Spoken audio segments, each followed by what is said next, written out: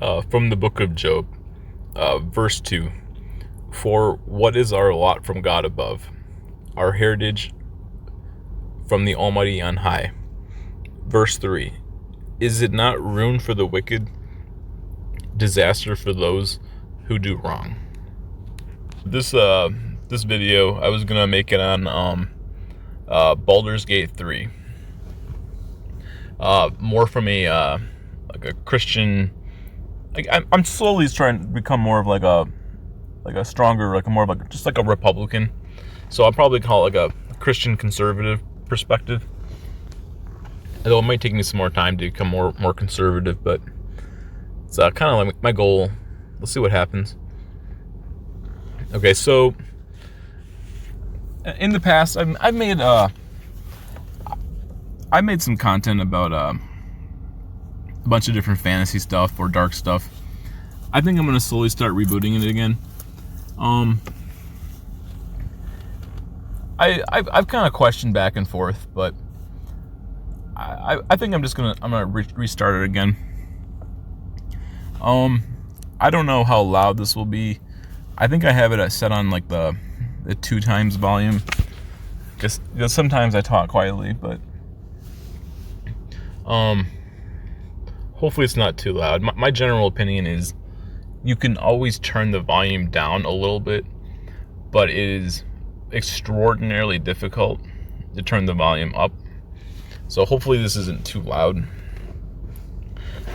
But okay, so about Baldur's Gate 3 a little bit.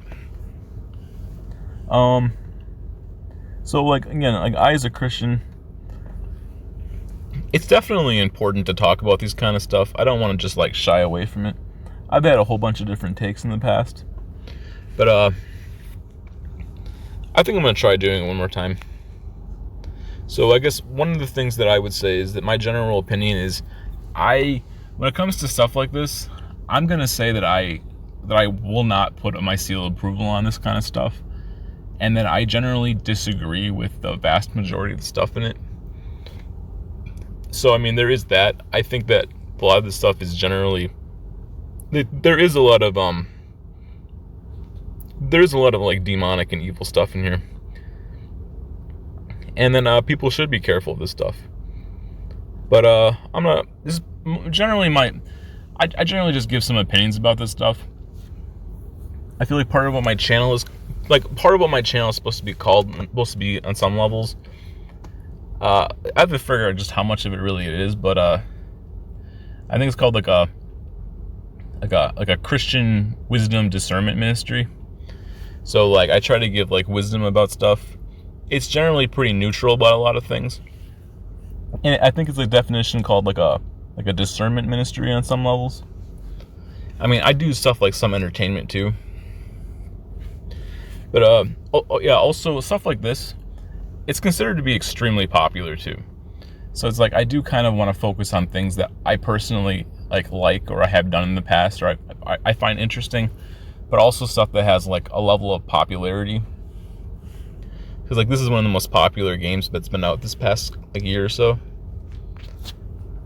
But okay, let's get into it a little bit. Okay, so I guess kind of what I've been doing is just to have a little bit of some just basic structure is I might find like an article or something, or it's good to have some kind of focus or structure. I might go off the rails one way or the other, but you kind of start and end in the same places. It's kind of a good good guide or something. So here's an article from it's called Think Christian, Baldur's Gate 3 and Christian Companions, from a person by the name of Ryan I probably can't pronounce very many names. I can barely speak English some days. Like Ryan Guerra or Guerra. Let's see here. The Dungeons and Dragons video game places you within a band of flawed companions, not unlike Jesus' own gathering of imperfect followers. So I'll start this off by saying about this article and about things. I don't necessarily agree or even just disagree with every single thing everyone says. These are people who either are Christians or at least who claim they are, and they make content. So, like this kind of article, I might look at a couple other pieces too. It doesn't mean I necessarily agree with them, but they have their views, and we should try to have some kind of an objective point of view and perspective. So let's see here.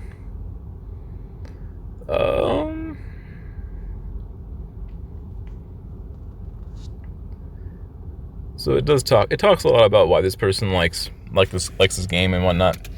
But let's try to go a little bit more to the faith a little bit.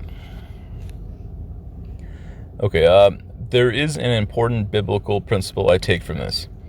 We need those around us, no matter how flawed I or they may be. Even Jesus surrounded himself with fallen people. The disciples did all sorts of things to disappoint him.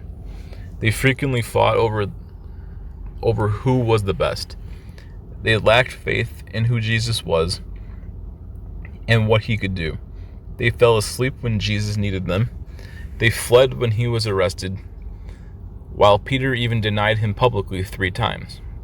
And Judas, of course, betrayed him for money. So yeah, there is truth to this. I do think that this is kind of a little bit of a liberal perspective, though. We as humans crave and need on some levels. Well, we need people in our lives, yes, but we shouldn't just take anybody. We should be very I don't know, it's like the word discriminatory. We should be very selective and very choosy about who we're going to have in our lives. We should try to pick better people and then just kind of reject the worst. We should not, the Bible talks about how, I think from the book of Proverbs, we should surround ourselves by people who are wise, people who are righteous, good. There's many different virtues, many different qualities, good advisors.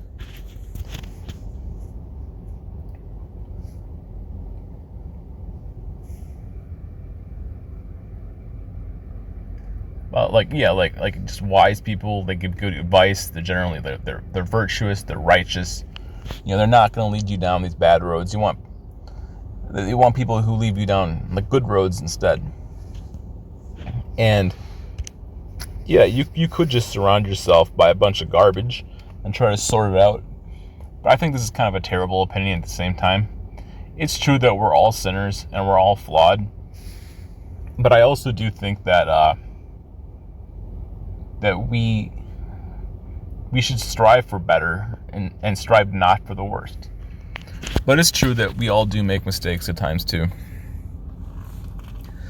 Well, yeah, this kind of an article, I do think generally for the most part for the fantasy genre, is that it is pretty morally gray. And that this kind of stuff, it makes it gray. So my general disposition is that my general opinion about fantasy, I have many different dispositions, but is that I think we all as people of the faith, just humanity at large, need to be extremely careful with it, because it's really dangerous. And again, it shows a level of moral grayness. Again, there are great stories to be told, and there are a lot of Christians who do enjoy this stuff, but it is dangerous. Something from Reddit. Reddit is probably not the best place to take your to learn stuff from, but I don't know, I go on there every once in a while. Sometimes I just make a new account and I go on there for a month or something, and then eventually I just delete it. This is a user deleted, probably something like what I would do. It says, this is from the Reddit Baldur's Gate 3. Any Christians play this game? How do you feel about it? And then, let's see here. This person they talk about like demons, sexual nudity, I guess like quote unquote gods, gore, murder. So this person says, none of it is an issue for me, but I'm starting to look into Christian views and values, so I want to hear a Christian perspective. The reason why Christians have more of an issue with demons, nudity, and violence is because they consider all of those things to be real, but they don't consider other gods or fake races to be real. Okay, so I guess about something like that. Well, I guess some of the things is that the general opinion I would have is that fantasy is based pretty heavily off of reality. It kind of goes down. It's known as like a genre. It's like a skin you would attach to a content. I mean, it's like, like people are real. Like nudity is real. People wear clothes, so we're not naked. It's like, naked people exist. Everybody in a ways is naked. We're just wearing clothes. And like violence is real. I mean, how many like billions of people have been killed or gone through terrible things? Like a lot of these things exist in real life. So you don't like it in a video game, but like it exists within real life. And just generally you kind of have to like, use discernment. And it's like magic. I would argue magic does exist within the real life. No, I think we generally can use, like, people who make like video games. They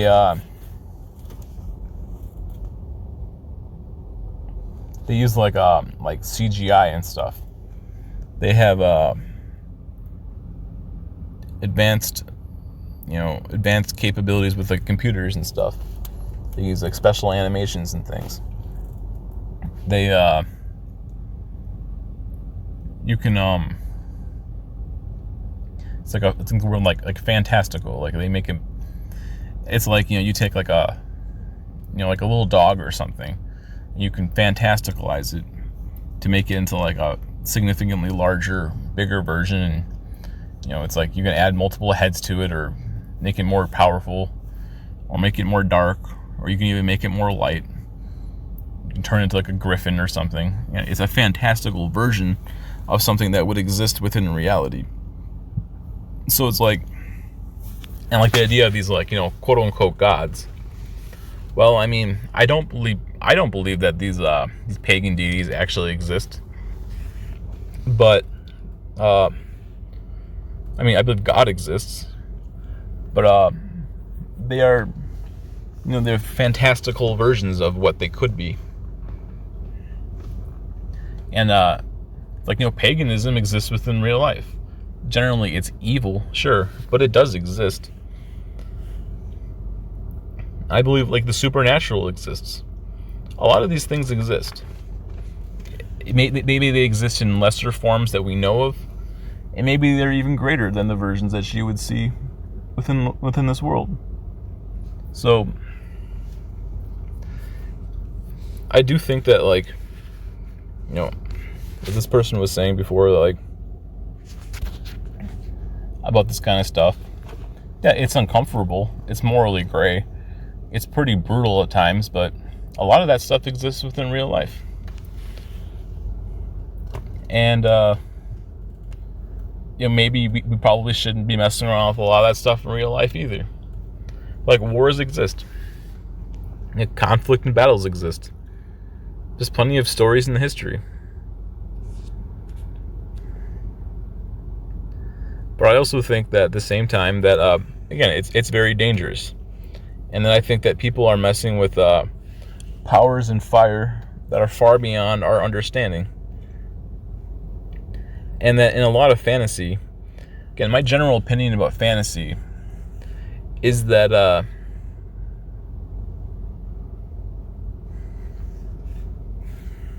fantasy doesn't have to be evil.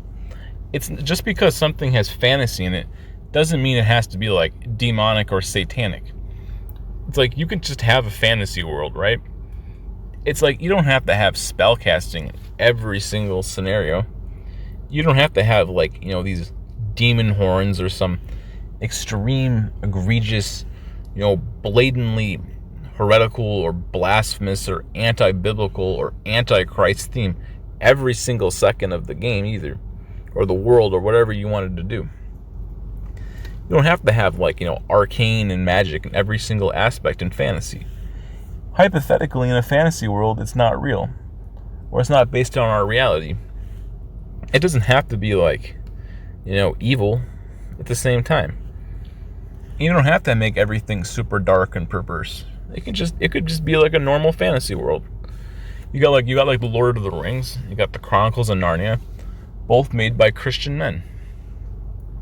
And they spent their whole life and they died being a Christian. Like the Lord of the Rings isn't really that egregious. There's some bad stuff in it, sure, but it's like a light-based story most of the time. Like, why does it have to be that every single piece of content, is just evil? Like, why does fantasy have to be evil? I mean, if it's not real, why can't it be like a neutral story with a lot of light in it with some darkness? Like, even look at this picture here. It's pretty dark. The world, the game is meant to be very edgy and very dark and borderline perverse.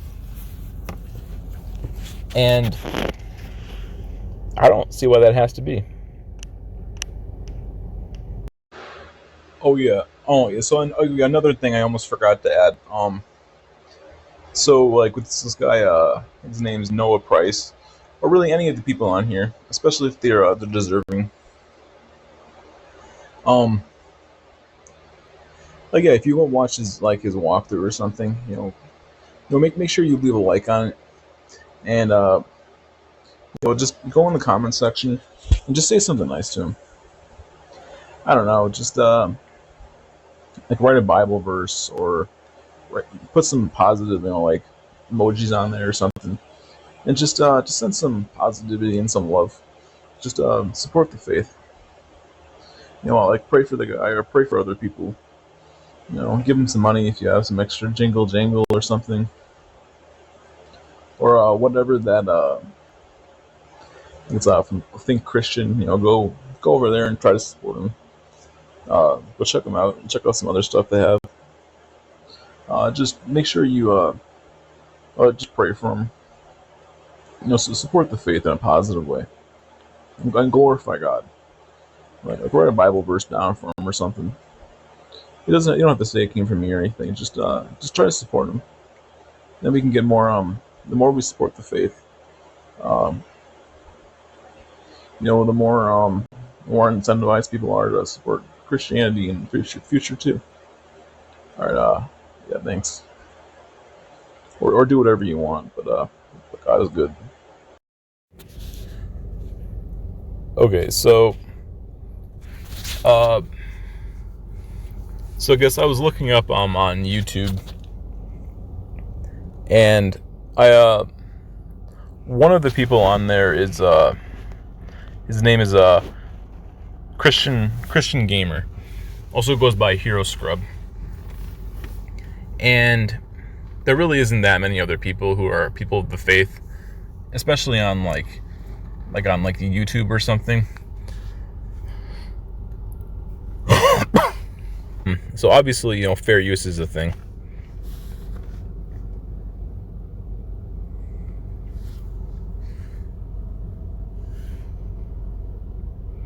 Okay, so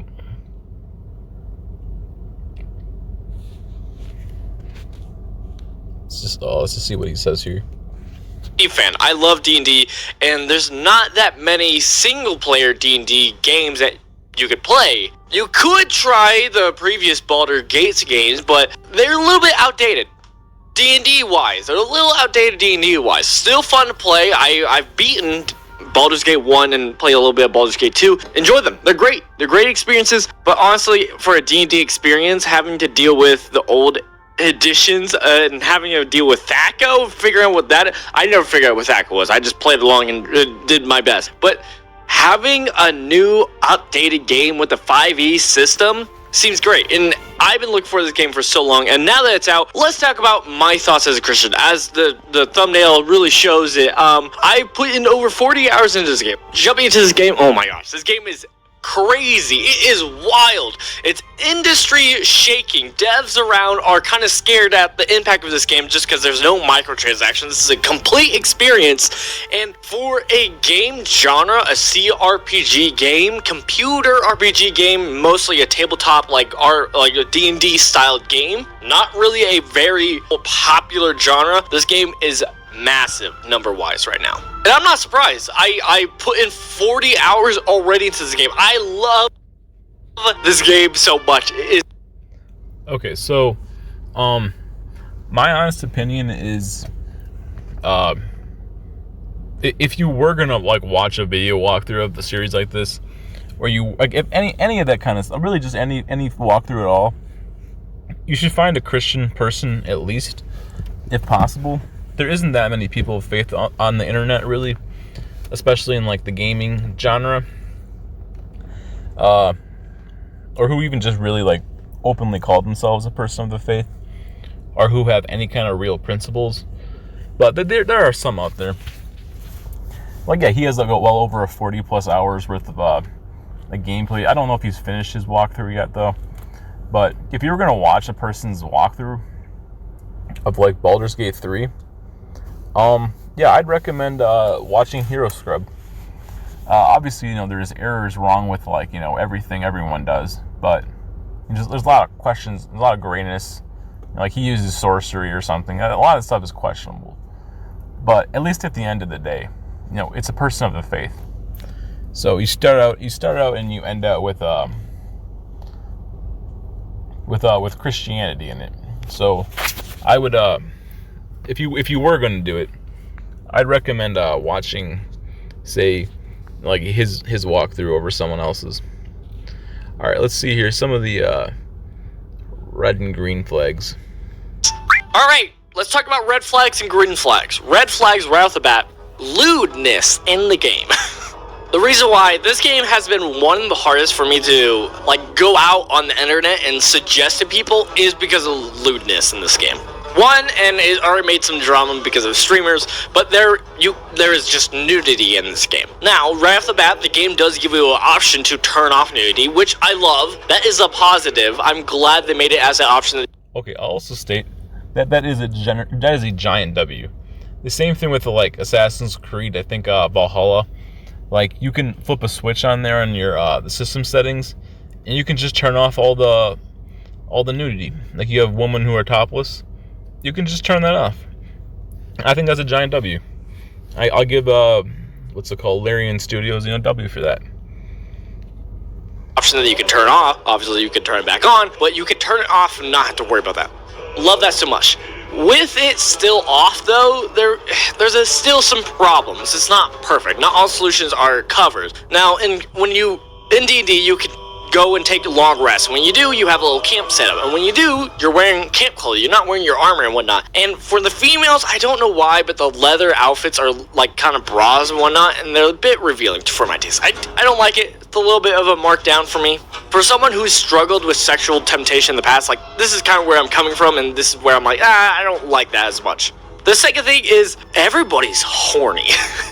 And I hate it so much. And I know partial the reason why is because this is a game where you can have sex with any one of your party members. And so because of that, it always kind of gives you an option of like, hey, once you've kind of been friendly a little bit with your friends, you can possibly try to see if you can, you know, go all the way, go into bed, wink, wink.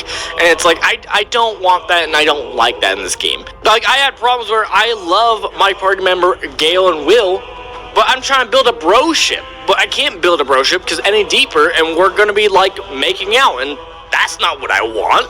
I just want to be bros. The other red flag that's similar to this lewdness.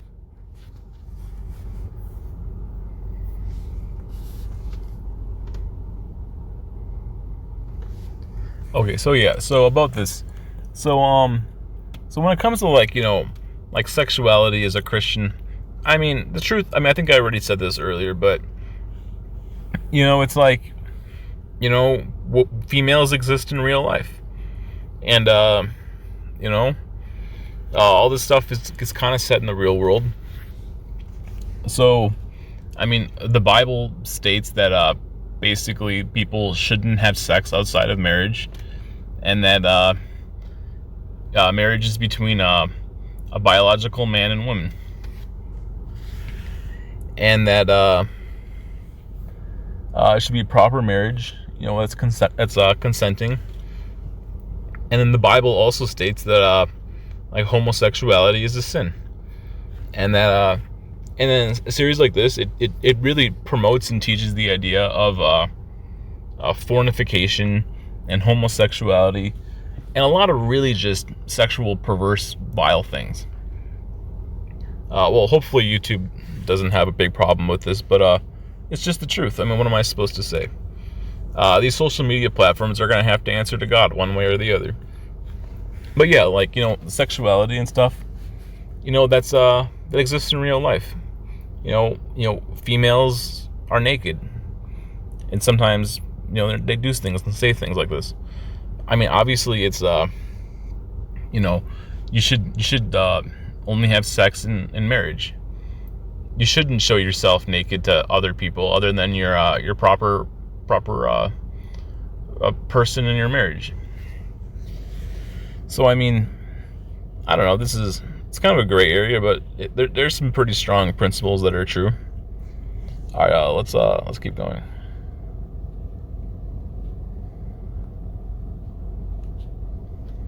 This, and I don't think it's a problem that's going to come up a lot, but I wasn't expecting this caught me off guard. But like, there's a moment where you could possibly walk in on a bugbear and an ogre, kind of going at it, and it's supposed to be more of like a lighthearted joke, like, you walked in on them, and then combat happens. So nothing too seriously, and because it's a joke, I really do feel like they're not going to reuse it, because that'd overuse the joke and make it not as impactful. So it's like, yeah, I don't think this is something coming up again, but it was something where I was like, well, I don't know what to do, oops. But that's really all my red flags. The other red flag you probably say is your dialogue choices of being... Okay, so yeah, like that's what's it called, bestiality. That's it's an abomination. That I would just probably say that having sex with an animal is satanic, and that's extremely vile. So don't do that.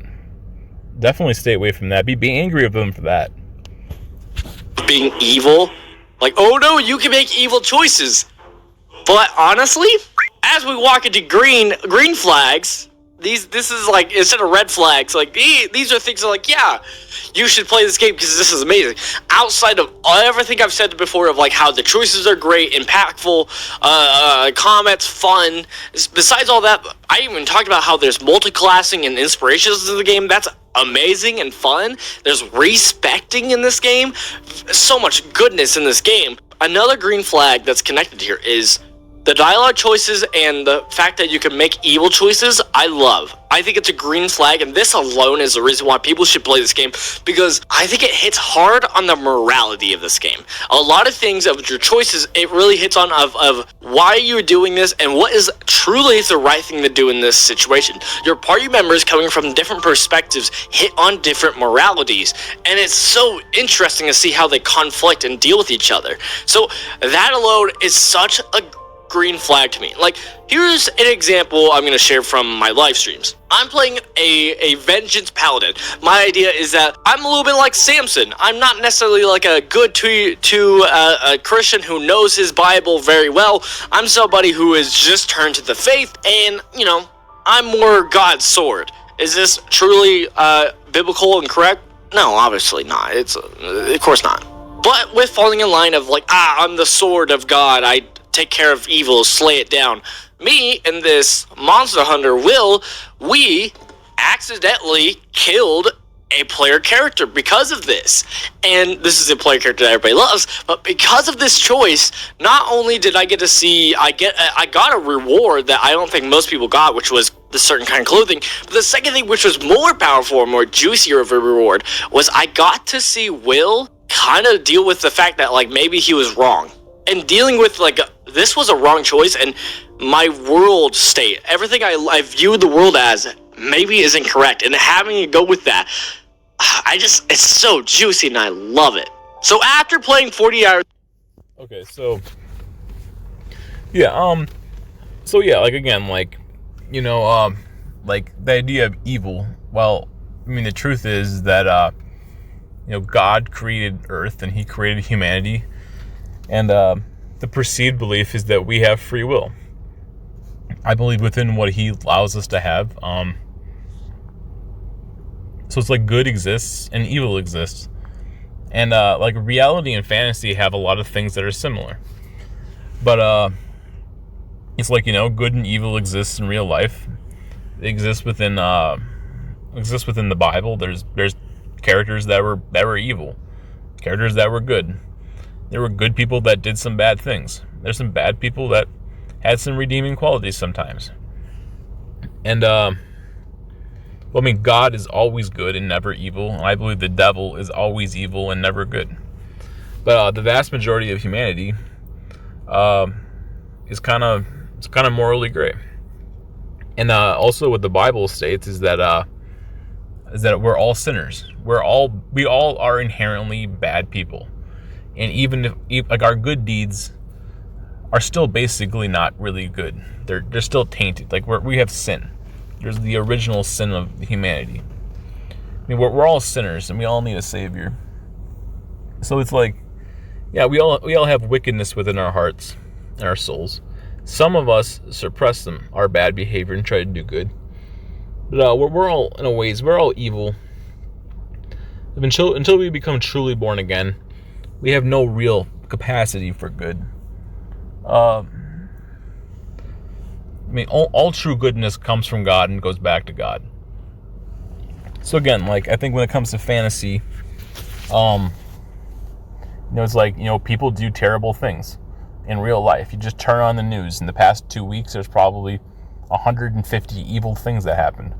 You know, politicians, they're just like the devil on both sides too. And like even the church at times, we a lot of the people in the church, they just do terrible things. And you know, it's like the world's kind of gray sometimes, and there's a lot of evil out there. So it's like, I don't think fantasy has a monopoly on being just demonic. I mean, so people do that stuff all the time too. I know that his general disposition, I don't know if it says it here, but I'm sure he has it many other times. So like he doesn't like demons and like demonic inspiration. And generally he doesn't play or use stuff that has to do with like directly with like the devil or just blatant demonic stuff. You know, I respect that. I think also what he was talking about, how he built his character to kind of be like a little bit kind of like Samson a little bit. How I'm sure he has it on here somewhere. Let me see here.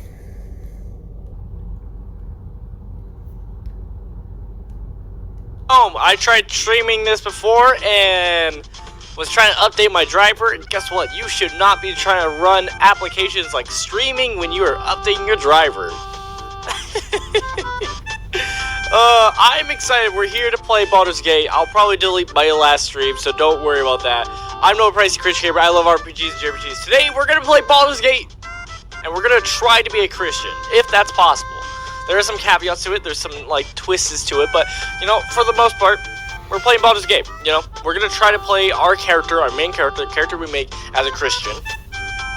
There is a twist, so and it'll be pretty clear right off the bat. But beyond that, I'm here to have fun. We've been waiting for like almost 2 years now to play this game, so I'm excited to finally jump in and get this. Also, we will be de-suiting soon because it is hot. It is hot. All right, let me look to make sure everything's set up. They're giving me a little, hey, terms of service. Hey, do you approve?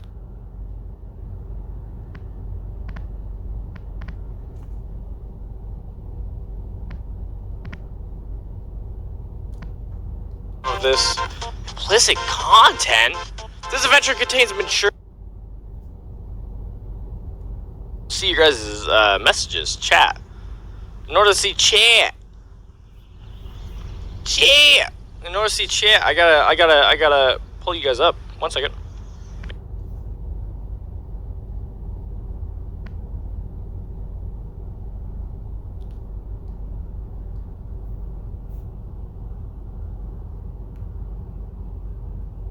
Oh, well, thought I had this pause.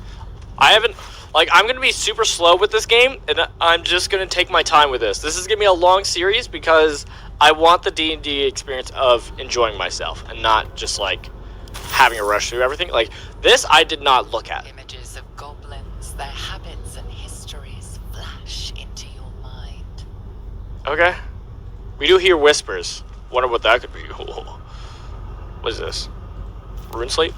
A schematic of a nautiloid flashes into your mind. Nerves, sinews, as much living being as ship. Oh, that's the ship itself. Oh, the nautiloid is the ship. And there's just a brain in the jar. Got it. We do hear something. I know where it's at, but I want to keep looking at all this. Mind flayer horticulture. What? What did you say? Eldrick. 1,000 years of humanoid history. Elves, dwarves, humans. So first off, what we want to do is have my phone fall. Sorry about that. Ooh. What we want to do first is rage. We're doing it as a bonus action. Wait, so I guess this is a little bit of a combat here. I don't know. I probably don't have this. I probably didn't plan this that well, but you know, as is life. But yeah, he kind of plays a little bit like Samson. I think he talks about it. I talked about it a little bit earlier before. I'm sure he has it talks about like 5 other times, but like the idea that you can kind of roleplay your own character, even if that would come off as like, because it's also about like not metagaming and trying to be like a genuine person, and like there's growth to it too. Here, I'll just show maybe a little bit of the combat that he does. Oh, I'm so angry. Barbarian rage. To keep raging, you have to attack an enemy or take damage each turn. Easy. How long is my breath weapon? If we try this. Oh yeah, so this is the cone. The good thing is if we can catch a few people in it, that's going to be amazing. But, so far. Prepare. Sacrifice 6 movement to deal an additional 3 slashing damage. Ooh, that's pretty fun. I like that. Cleave, and then swing a weapon in a large R to attack up to 3 enemies. Nice. And then we have lacerate, and lacerate, slash your target, vital points to make it bleed. Got it. But these are pretty low. There's 7. I guess we want to go here so that dude has to come farther, maybe? Alright, we're going here. And then attack has 95% chance. Doesn't show how much damage we possibly do. That's one thing they used to show. So we can do 4 to 50 damage. That's kind of wild. I wonder if some of that will be showed later, depending on... Whoa!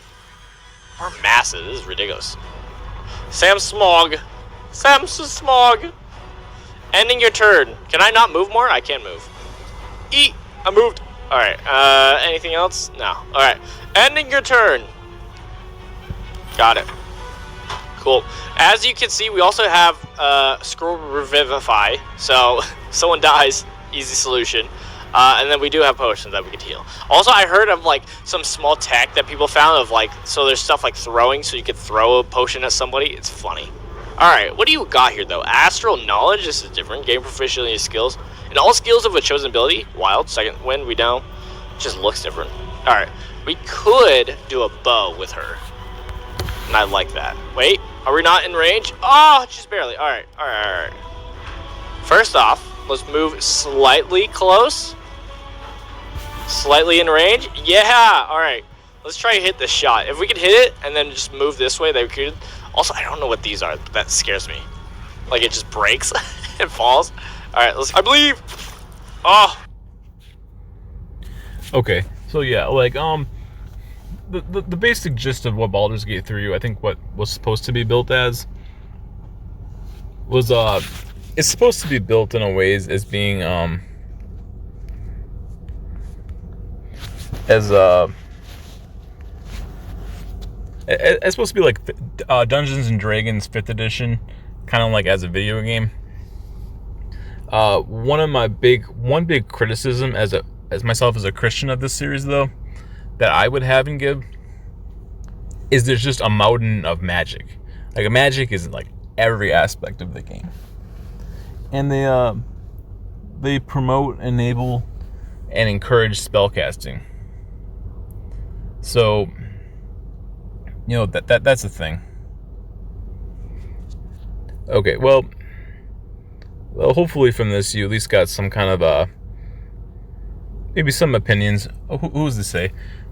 Who's even listening to this or watching this? But you know, thanks for watching. All right, God is good.